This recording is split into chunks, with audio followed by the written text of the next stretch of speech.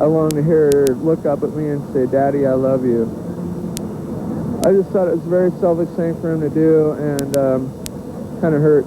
So Kurt Cobain was a coward, in my eyes. There seems to be a big black cloud hanging over Seattle right now. Just one of the boys that put us on the map, you know, just went out in a blaze of glory. And I think everybody's just kind of pissed off. While Kurt Cobain's death rocked this upper-class neighborhood, and indeed the whole city of Seattle, that's nothing compared to the impact his life had on millions of rock and roll fans around the world. But as the music world mourns, the people of Seattle are dealing with more than the loss of a talented artist. They're saying goodbye to a local hero. Now, those who knew Cobain say no one factor brought on his suicide. Some believe it was a combination of an unbalanced psyche and an inability to deal with sudden stardom. Quite frankly, it's all just futile conjecture. By the way, late Monday, the medical examiner's office in King County confirmed the cause of death, a self-inflicted gunshot wound to the head. Toxicological tests are ongoing, but by law won't be released to the public. Is Cobain's suicide affecting Nirvana's album sales? And what about Courtney Love's album with her rock group, Hole? Will that be released on Tuesday as scheduled? Well, it may be morbid to discuss at this point. Quite frankly, I feel a little uncomfortable doing so, but the reality is that all 4 Nirvana albums are and will continue to experience huge sales increases. As for the Hole album, that will indeed come out on Tuesday. Now, this does not mean that the record company is capitalizing on this tragedy. Albums scheduled for release on Tuesday already in what's known as the distribution pipeline at least 5 days prior. All right, David, thank you. Cobain's lyrics gave him a very personal relationship with his fans.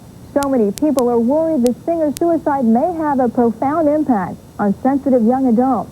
Amy Powell takes a look at some of the efforts to help young people cope with despair and depression.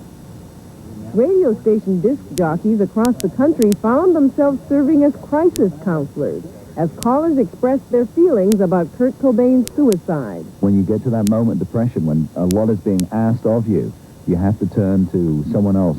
As those attending a vigil in Seattle struggled to cope with their feelings of depression and despair, a crisis counselor was on hand to tell them help is available. I urge you to talk to each other about your feelings. I urge you to talk to adults and friends and family. This is not a time for another death to take place. Suicide expert Dr. Edwin Schneidman of UCLA says there is reason for concern. To the extent that people look toward a figure, a hero, a model, just something that they want to incorporate, and that person then commits suicide, that's a spooky scene. MTV also appealed to viewers to seek help. If you're feeling upset or depressed by this news, please call your local suicide hotline. Dr. Schneidman says talking is the best therapy.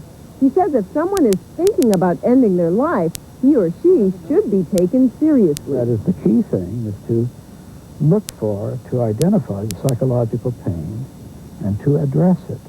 I'll say again, not to solve it.